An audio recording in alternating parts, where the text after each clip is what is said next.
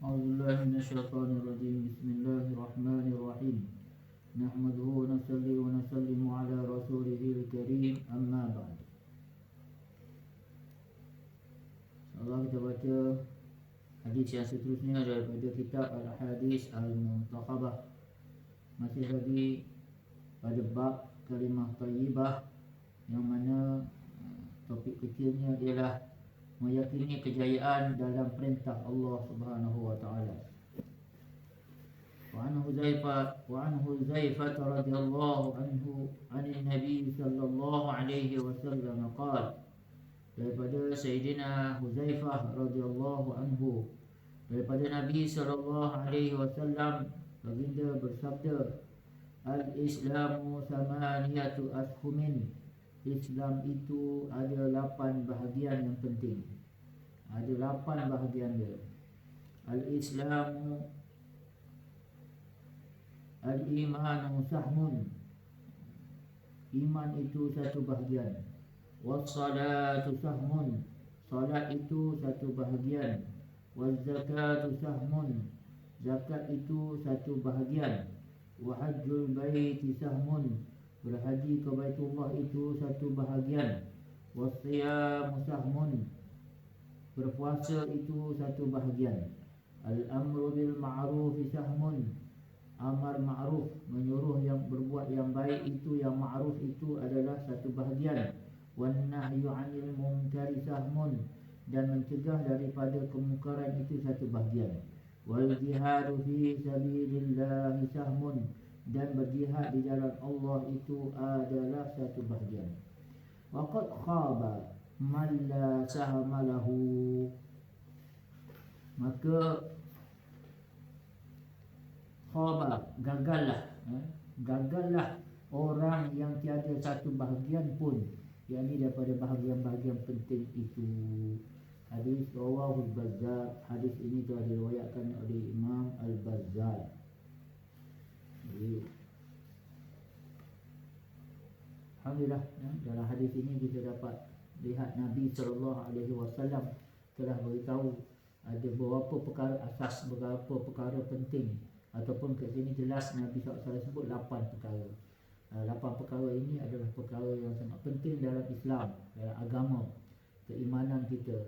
Macam mana yang kita syahadahkan, asyhadu an la ilaha illallah wa asyhadu anna Muhammadar Rasulullah.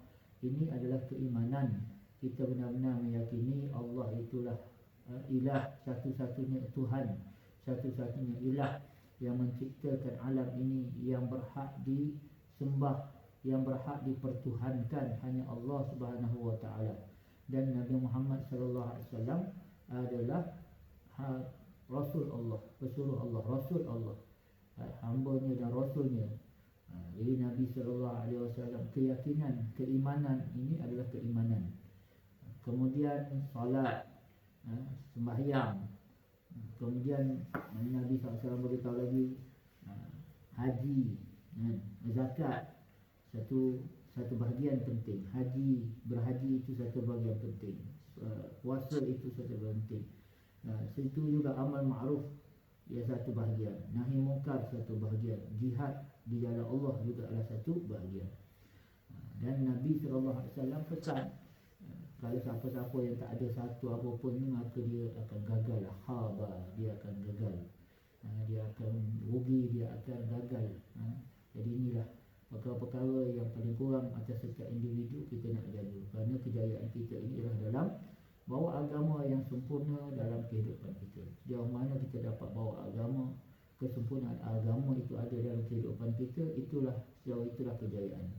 Dan sejauh mana kurang, maka sebanyak itulah juga kekurangan berjayanya kita ni, kejayaan kita ni akan berkurang.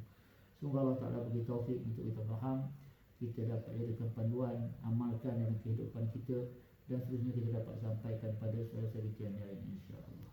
A'udzubillahi minasyaitonirrajim. Bismillahirrahmanirrahim. Alhamdulillahirabbil alamin, hamdasy syakirin wa syukru lahu syukrul hamidin.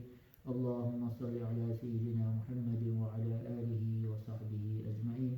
Rabbana ighfir lana dhunubana wa liwalidina warhamhum kama rabbawna shighara.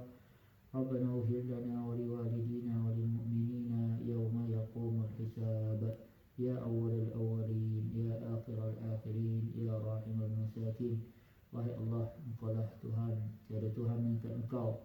Engkau lah yang maha pengasih penyayang. Engkau lah yang mengasihi hamba-hambamu yang fakir ini ya Allah. Wahai Allah, wahai Tuhan kami, kasihanlah pada kami, pandanglah kami dengan rahmat-Mu ya Allah, dengan ihsan-Mu, dengan kasihan belas-Mu ya Allah. Wahai Allah, ampunlah segala salah silap kami, dosa-dosa kami ya Allah, yang besar atau yang kecil ya Allah, yang zahir maupun yang batin ya Allah, yang sengaja atau tak sengaja, yang kami tahu, yang kami tak tahu, yang awal yang akhir ya Allah. Wahai Allah, yang tersembunyi maupun yang nyata, ampunlah segala dosa-dosa kami ya Allah, supaya kami tidak binasa dengan dosa kami ini ya Allah, supaya kami ini tidak dimurkai denganmu ya, olehmu ya Allah, dengan sebab dosa-dosa kami ini ya Allah, sebab kekurangan kami, lemah, lalai, cuai kami ya Allah.